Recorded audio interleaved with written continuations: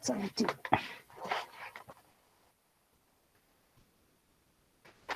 Answer your attendance. Ambrish. Yes, ma'am. Anu. Present, ma'am. Ashok. Present, ma'am. Benita. Bhavishya. Present, ma'am. Chaitra. Present, ma'am. Diksha. Present, ma'am. Deepika.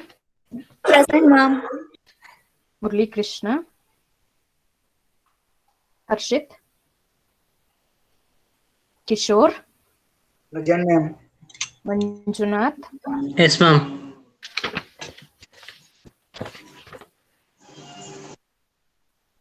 Naina. Yes, ma'am. Nilanjan. Nishant. Present, ma'am. Rajeshwari. Present, ma'am. Ramya. Present, ma'am. Rashmi. Present, ma'am. Srinivas. Present, ma'am. Sunil. Present, ma'am. Okay. Ma'am, Arshit present, ma'am. Harshit. Okay. Rashmi, I have marked. Murli Krishna, Benita. And Nilanjan. Nilanjan, Yes, ma'am. why since from long time? What happened? You're fine? Actually, ma'am, I reached home, ma'am. Like I was not in home. I got cured and I reached home yesterday. You have positive symptoms or you have admitted in hospital? No, ma'am. I was positive. I was in home only, but not in my home. Okay. Yeah.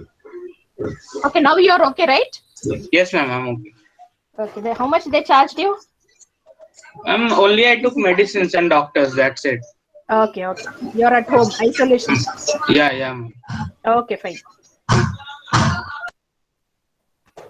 Benita? Present, ma'am. Murli Krishna? Murli Krishna is here. So only one absent.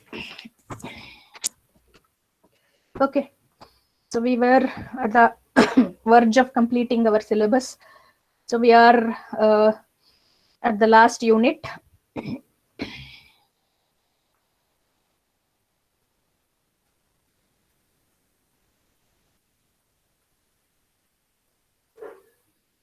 Okay.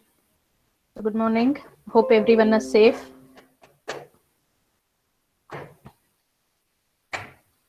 Some days back, we have started with the fifth module, couple of last week. We have started cyber module 5. So in module 5, we have started with firewall. What is firewall? It's a system designed to prevent unauthorized access to or from a private network. We can implement firewall in either hardware or software form or combination of both. So firewall prevent unauthorized internet user from accessing a private network connected to the internet, especially intranet. So then we have seen what are the types of firewalls and possible attacks. This is which we have seen. How the firewall is not only for one system. It can be for millions of systems. That's what here types of firewalls. We started with packet firewall. Packet filters. It works in the network layer of OSI model. It applies a set of rules based on the content of IP and transport header field. On each packet and based on the outcome, decides to either forward or discard the packet. For example, a rule could specify to block all incoming traffic from a certain IP address or disallow all traffic that uses UDP protocol. If there is no match with any predefined rules, it will take default action. The default action can be discarded all the packets or to accept all the packets. Then we have seen about security threats to a packet. We have seen about tiny fragment attacks, then application gateways, stateful inspection firewalls, then circuit level gateways. Difference between router and the firewalls.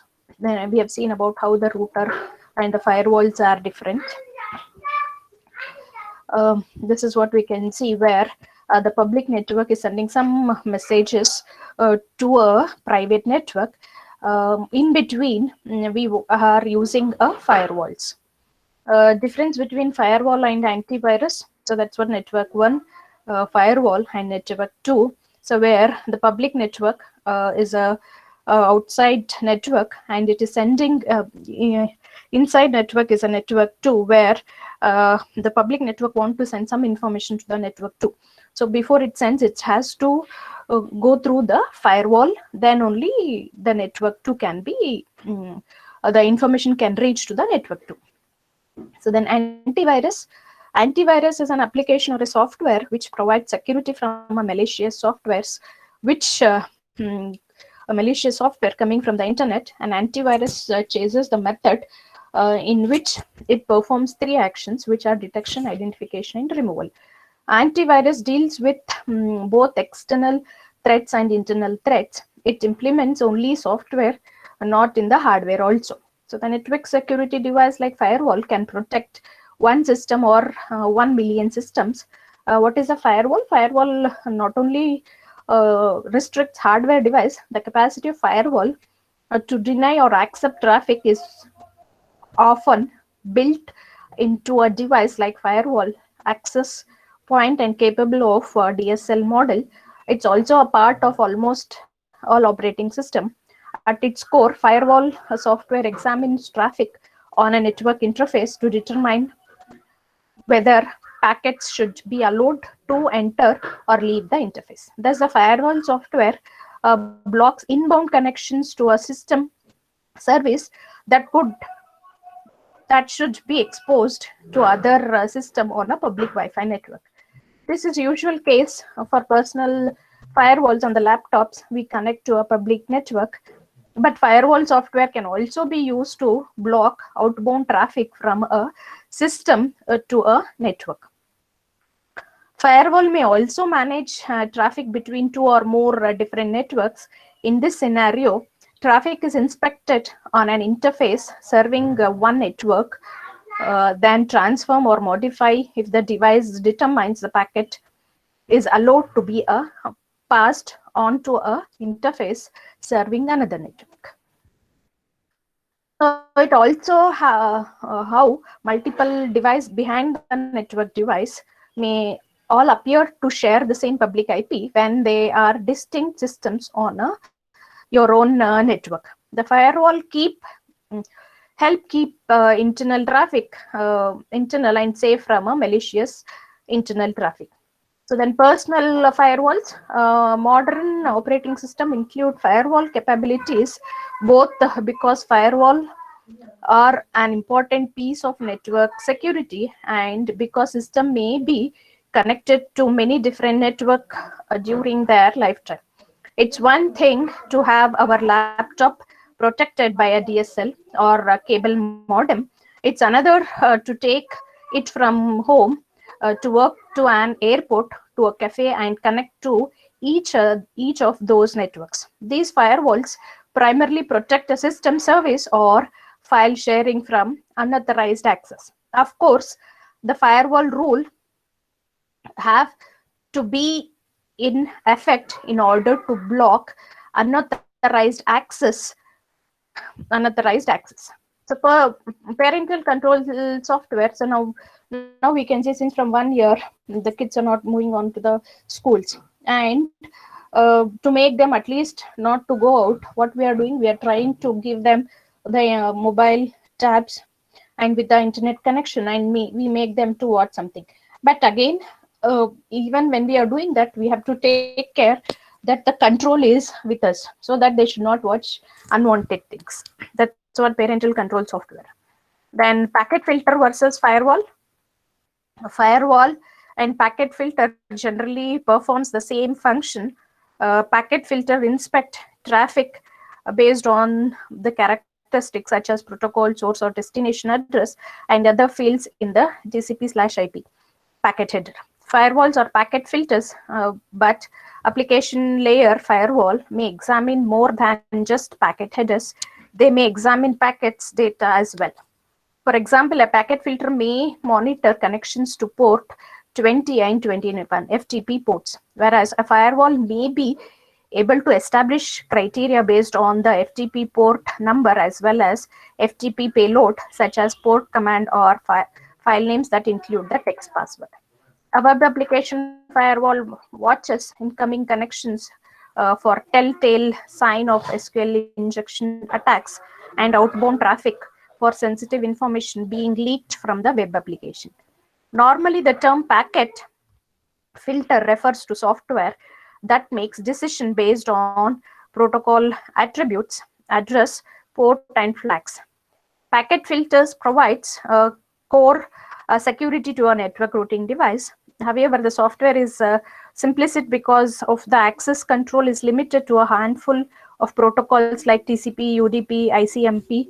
The term firewall is usually reserved for software or device whose primary purpose is to apply security decisions to a network. Sometimes you may also hear the phrase intrusion system. This usually refers to hardware and software that combines packet filters, content filtering, intrusion detection system capabilities, and other security functions. For example, alerts from an IDS could automatically trigger certain firewall rules. Before you resort to try to tackle a commercial IPs, determine whether using a firewall, keeping your system full patched on a regular basis, and perhaps using an IDS such as NORT provides sufficient protection from your system. If you find that you need extra security measures, then we look into a IPS. So how a firewall protect a network? Firewall are only as effective as the rules they are configured to enforce. As mentioned previously, firewalls examine particular characteristics of network traffic and decides which traffic to allow and deny based on some criteria. It is the administrator's job to define rules so that the firewall sufficiently protect the network and information behind it could negatively impact legitimate traffic. Most firewalls have three ways to ensure rules for network, that is accept, deny, or drop. Accept the packet and pass it on to its intended destination. Deny the packet and indicate the denial with an internal control message, protocol message, or similar acknowledged to the sender. This provides explicit feedback that such traffic is not permitted through the firewall. Drop the packet without any acknowledgement. This ends the packet's life on the network. No information is sent to the packet sender. This method minimizes the sender's ability to reduce information about the protected network, but it may also adversely impact network performance for certain types of traffic. For example, a client may repeatedly attempt to connect to a service because it has not received any explicit message that receives it's not available. What are the packet characteristics and the filters? Most firewalls and packet filters have the ability to examine the following characteristics of a network traffic: types of protocol, IP, TCP, UDP, ICMP, IP section, etc. Source IP address and port, destination IP address and port, ICMP message type and code, then flags, that is TCP flags, the network interface on the packet arrives. For example, if you want to block incoming ping packets, so now suppose you think that, so even in our mobile, what we do, we have an option of blocking. Same way, not only for one device. So now we have internet, let us assume that we have internet facility at home, and that they have given for 6 instruments in the home to connect Wi-Fi or LAN also. So then what we do is, in my mobile, I can block only my mobile messages, but I want to block complete one website. Then what we can do, we can use this way to block. of 192.168.1.0, you could write something like the following rules. The important components of the rules are the action, deny the packet, attributes, ICMP protocol, specifically ping types, the direction of the rules, packets from one source to another, and the type of source, a network address range like 192.168.1.0.20. Or if you wanted to allow incoming web traffic to 192.168 but deny everything else, you could create two rules. First one would specify the direction of the web traffic to a specific TCP port on a web host. Same way, even in your mobile, what you can do is you can divert your call. So suppose if you are in a meeting and if you get some important calls, so you have an option of diverting to your another person so that they can attend. Same way here also, the second one could make sure all other traffic is denied. Those rules could look like the following. Either you can allow with the TCP or deny protocol all. So you can also use a firewall to protect your network from IP spoofing. For example, examine your firewall external interface called Ether1 has a IP address of 10.0.0.1 with a net mask of 255.255.255.0. Your firewall internal interface has an IP address of 192.168.1.1 with a net mask of 255.255.255.0. Any traffic from the 192.168.1.0 network destinated to the 10.0.0. network will come into the Ethernet 0 interface and go out of the Ethernet 1 interface as shown in the following instructions. You can see here the external IP address starts from 10 and internal IP address starts from 192. So this internal want to send, now it is reverse. So earlier we have seen public network want to send to the internal. So now after I receive, I have to send back to the internal things. So internal from information from internal network to the external network. So conversely, the traffic from the public network, so public network is 10.0.0.0/24, network destinated from the 192.168.1.0.24 network will come into the Ethernet 1 interface and go out of the Ethernet 0 interface. Therefore, you should never see traffic with a source address in a 192.168.1.0 reach coming inbound on the Ethernet 1 interface. If you do, it means someone on the external network is attempting to spoof an address in your local IP range. Your firewall can stop this kind of activity by using a rule like the following. Deny protocol from, so which IP address you want to deny. So previous rules may seem ambiguous, but it might match legitimate traffic coming from 192.168.1.0.24 heading out to the external network.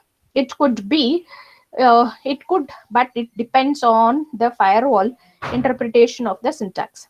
Since we are using a fictional firewall rule, syntax of these examples, this rule remains ambiguous and possibly ineffective.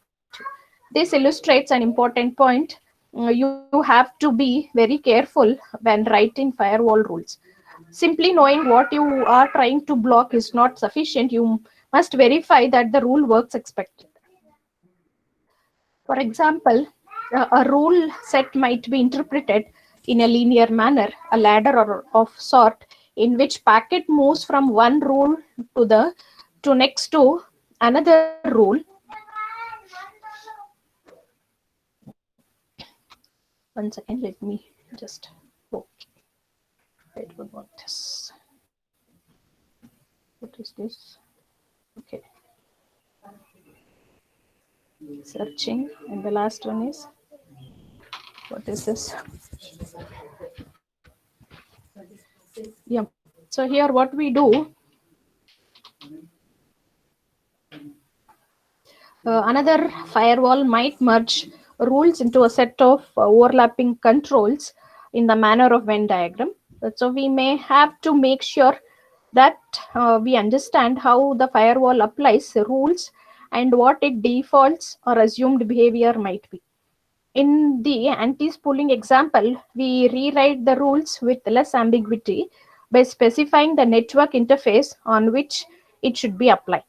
So deny protocol with I want to deny something. So for this, so either I want to allow, I can use the Ethernet one. Stateless and stateful firewalls. Stateless firewall examines individual packets in isolation from each other. It does not track whether related packets have arrived before or coming after. A stateful firewall packets in the context of related traffic and within a particular protocol, such as TCP/IP or FTP. This enables stateful firewalls to group individual packets together into a concept like connection, a session, or conversation. So consequently, a stateful firewall is able to filter traffic based not only on packets characteristics, but also on the context of packet according to a session or conversation. For example, a TCP acknowledged packet will be denied if the protected service has not set up the sync or synchronous acknowledgement handshake to establish a connection. Stateful firewall also allow for more dynamic rule sets. For example, suppose a system or the internet 192.168.1.0.1.0 network wanted to connect to a web server on the internet. Following steps demonstrates the drawback of trying to apply simple packet inspection to the traffic. The first step establish a rule for TCP traffic from the 192.168.1.0 network to a port 80 or on any IP address. Allow protocol TCP 192.168 to any 8. The port is 80 out of Ethernet 1. So far, but what happens when the web server responds? We need to make sure the response packet gets accepted by our firewall. Unfortunately, since the web browser system chooses a port at random to receive traffic, we won't know which destination port are open for the response until after the connection starts. The only thing we know for certain is that the web server response packet will have a source port of 80. Consequently, we might try a rule that allow any web traffic from the internet to reach out the internal network. This allows the web service response to reach any host on the internal network at the expense of opening a gap hole in the firewall. The rule assumes that only return web traffic would be using the source port of 80. However, as we have seen in other chapters, TCP service and connections use specific port numbers by common agreement, not by a technical restriction. If a hacker were aware that any packet with a source port of 80 could pass through the firewall, they could use a port redirection to set up a tunnel to do something as simple as scan for a port, or as the simple as tunnel traffic for a remote shell. The tunnel could forward any traffic it received to a machine on 192.168.1.0 network, substituting 80 for the packet source port in order to transfer the firewall rules. For a stateless firewall, a rather weak protection against this scenario is to restrict incoming traffic to the epithermal port used by TCP client as follows. Operating system's network stack choose a random port as the source of its traffic, whereas a destination port for something like an HTTP service is 80 by default. This rules improves on the stateless protection, but it still leaves a large unnecessary hole in the firewall. Could it be better if the firewall could instead remember the details of our outgoing connection? That way, we could say that if the initial outgoing packet is allowed by the firewall, any other packet that are part of that session could also be allowed. This dynamic rule prevent us from having to poke potentially exploitable holes in our firewall. This is the advantage of stateful firewalls. So next we move on network adapter address translation and port forwarding. So network device, whether a consumer level wireless access point or an enterprise regarding firewall or the gateway between network. They separate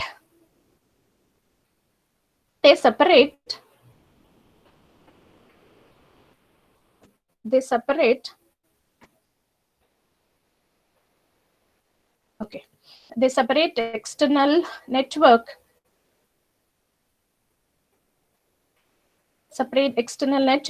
like the internet from private network, like those used by the system in our home. System on the internet must have a unique public address. This ensures that packet for a website or a gaming server always go to the right destination. The same public IP address were permitted to be used for a different unrelated servers, then the traffic control could be nightmare of congestion and security problems. Internal network, on the other hand, use non-routable IP addresses referred to as a private or RFC 1918 address. RFC 1918 refers to the document that explicitly defines the address space of the following network. So 192.168.0.0 through 192.168.22.22 written. So one like this, we write how the internal IP address, that is non-routable IP addresses. So internet assigned number authority. So now you can see even our mobiles also have unique ID. So if I lose my mobile, using the unique ID, I can get my details. So you can search what is a unique, where the mobile is, using that unique ID. So the internet similarly, the internet assigned number authority reserves those IP address block for private networks. This enables organizations, large and small, to build network whose traffic will not leak onto the internet unless it passes through a gateway device like a router or a firewall. Internet traffic should never accommodate packets whose source contains an RFC 1918 address. It also means that organizations are free to use addresses within these networks without worrying about whether other networks are using the same IP address. That is, until they start trying to tie network together with VPN or similar links, but those are network design problems for different blocks. The ability for organization to independently use the same private network address reduce the risk of running out of unique address for millions and millions of devices on modern network. This address scarcity problem will be solved when IPv6 is more universally adopted, because IPv6 exponentially expands the available address space. So now we can see whatever we are using, still we are using IPv4. So once we start using IPv6, that's what they're saying, it is means the address will be more generated, because IPv6 size is 128-bit address, enough for roughly 3.4 into 1038 unique devices. So you can see how much unique devices we can have with 128-bit address field. We'll run out of funny cat videos and doctors who exploits long before we need to worry about running out of IPv6 address. The non-routable nature of private address space poses a problem once a device needs to access the internet. The address are fine for sync your stereo with your music collection stored on the local network, but they won't work when your device address 10.0.1.142 needs to retrieve music from storage on the internet. The music storage service needs to know the difference between your device using the 10.0.1.42 address and someone else device using the same private IP address on the private network. The network adapt address translation, that is NAT, solves this routing problems by translating packets from private to public address. So NAT is usually performed by a networking device on its external interface for the benefit of the system on its internal interface. The NAT device allows machines on its private internal network to masquerade as the IP address assigned to a NAT device. Private system can communicate with the internet using the routable public access IP address on the NAT device external interface. When a NAT device receives traffic from a private network destinated for the external traffic, it records the packet source and destination details. This device then rewrites the packet's header such that the private source IP address is replaced with the device external public IP address. The device sends the packets to the destination IP address. From the destination system point of view, the packet appears to have come directly from the NAT device. The destination system responds as necessary to the packet, sending it back to a NAT device IP address. When the NAT device receives the response packets, it checks its address translation table to see if the address and the port information of the packet match any of the packet that has been set out. If no match is found, the packet is dropped or handled according to any firewall rules operating on the device. If a match is found, the NAT device rewrites the packet destination IP address with the private IP address of the system that originally sent to the packets.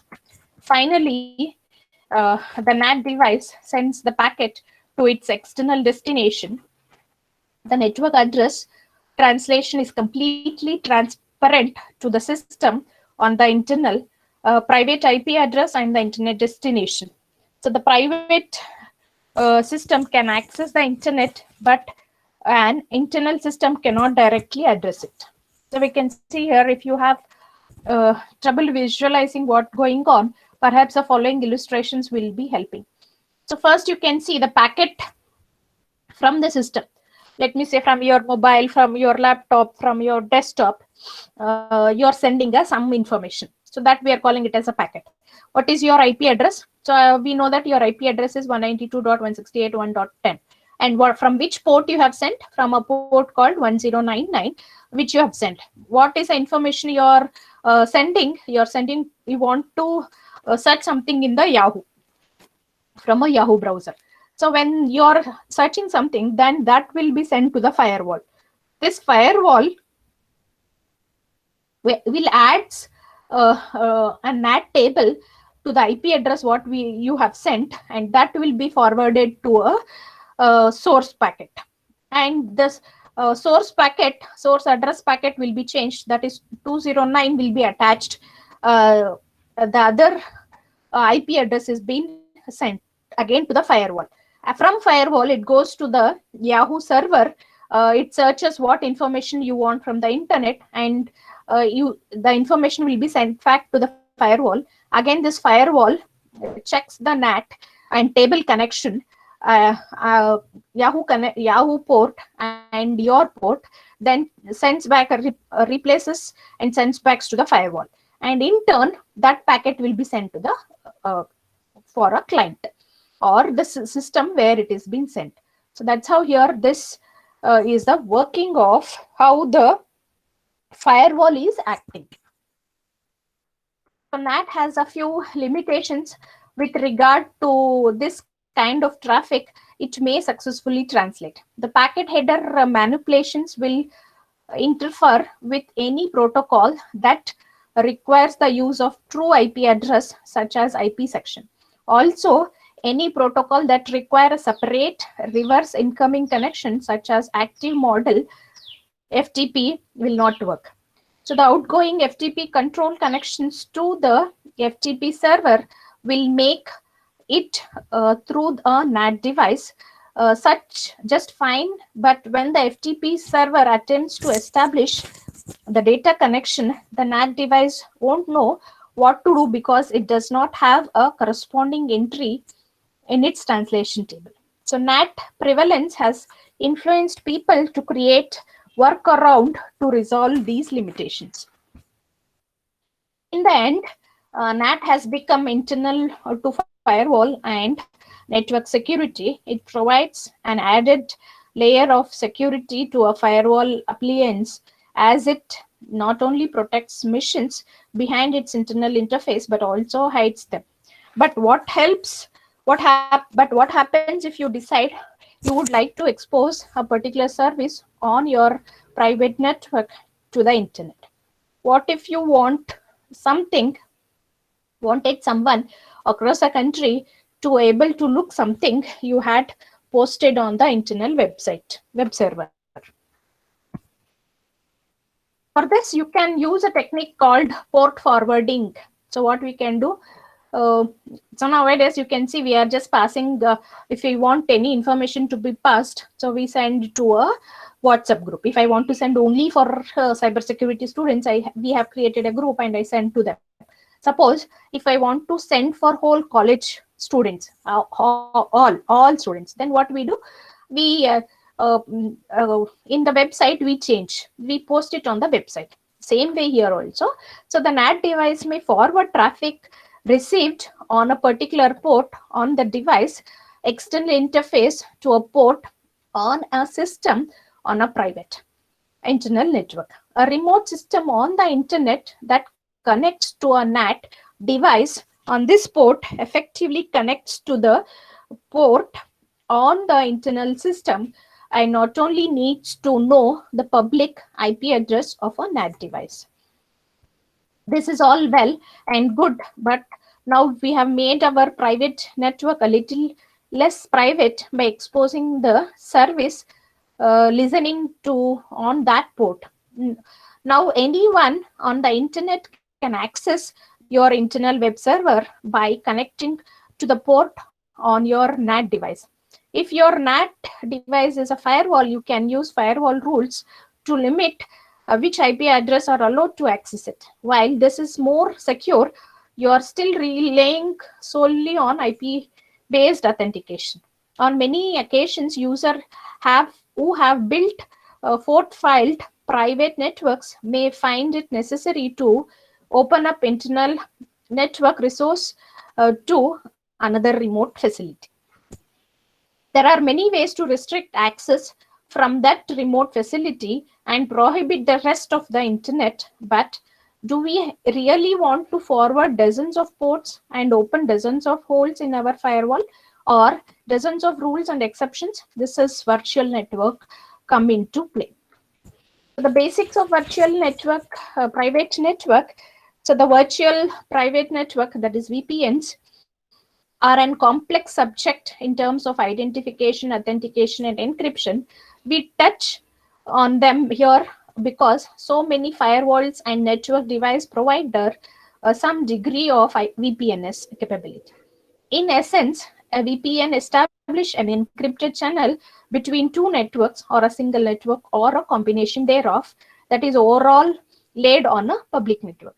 It is designed to mitigate the impact of use of hostile network like public Wi-Fi connections, where data may be sniffed or intercepted by an attacker. The VPN's encrypted traffic is meant to be opaque to anyone who tries to monitor or interfere with it. The VPN provides confidentiality and integrity. A VPN server requires a remote client to authenticate it to it before it will connect the remote client to the protected network. A VPN extends the boundaries of a network, which creates a mixed sense of security. On the hand, the client now has protected channel into another network. On the other hand, the network has a new ingress point and must trust that the client neither has malicious intent itself nor is compromised by. VPN usually forward all traffic between the network over a single set of ports. Imagine how many ports forward and firewall rules you have to write if you had to open up several internal network resources to a remote location. File sharing, printer sharing, code repository, websites, and other service could create a NAT and port forwarding configuration nightmare. By combining the capacity of firewall, a NAT device, and a VPN in one network device, you can greatly improve the external security of your internal network without losing convincing or productivity. So I'll stop here and we'll continue this inside the delimited zone in the next class. So before I wind up, so let us summarize the NAT network address translation and protocol forwarding. So what is this network translation and network address translation and port forwarding? So we can see in IPv4 we have in IPv4 the next version is IPv6, where the IPv6 has more addresses than IPv4. So that's what we have seen in the in this case. So now in the same way, network address translation. So how to translate the addresses and the port. So now you can see we have so many ports in the laptop. We have a pen drive port, we have a headset port, we have a power port. So like this, we have so many ports. From which port the information has been sent. So that's what you can see. 80 generally we'll be having for a internet is 80. So that's what here network device, whether the consumer level wireless access point or an enterprise grade firewall or the gateway between a network. They separate external network like the internal internet from a private network, like those used by the system in your homes. System on the internet must have a unique public IP address. This ensures that packet for a websites or a gaming server always go to the right destination. If the same public IP address were permitted to be used for a different unrelated servers, then traffic control could be nightmare or congestional or security problems. So internal network, on the other hand, use a non-routable IP address referred to as a private or a RFC 1918 address. Then we have seen about Internet Assigned Number Authority. Then we have started how the NAT solves the IP address problems by translating packets from a private to public net address. The NAT is usually performed by a networking device on its external interface for a benefit of the system on its internal surface. The NAT device allows machines on its private internal network or masquerade on the IP address assigned to a NAT device. So private system can communicate with the internet using a routable public access IP address on the NAT device external interface. When a NAT device receives traffic from a private network destination for the external network, it records the packet source and the destination detail. The device that rewrites the packet header such that the private source IP address is replaced with the device external public IP address. Then the device sends the packets to the destination IP address. From the destination system's point of view, the packet appears to have common directly from the NAT device. The destination system responds necessary to a packet, sending it back to a NAT device IP address. when the NAT device receives the response packet, it checks its address translation table to see if the address and the port information of the packet match any of the packet that has been sent out. If no match is found, the packet is dropped or handled according to any firewall rules operating on the device if a match is found. The NAT device rewrites the packet destination IP address with a private IP address of the system that originally sends the packet. Finally, the NAT device sends a packet to its internal destination. The network address, the translation is completely transparent to the system on the internal private IP address and the internet destination. The private system can access the internet, but an internet system cannot directly access it. And we have seen how the firewall works from a packet sending from a client to the server and back to the from servers to the client. And we have seen how the file transfer has been taking place. And we have started with basic virtual private network. The virtual private network or complex subject in terms of identity, authentication, and encryption. We touch on them here because so many firewalls and network device provider some degree of VPN capability. In essence, a VPN establishes an encrypted channel by two networks or a single system or a combination thereof that's overlaid on a public network. It's designed to mitigate the impact of using a hostile network like a public Wi-Fi connection where data may be sniffed or intercepted by an attacker. VPN encrypted traffic is meant to opaque to anyone who tries to monitor on the interface. We'll stop here. We'll continue in the next class.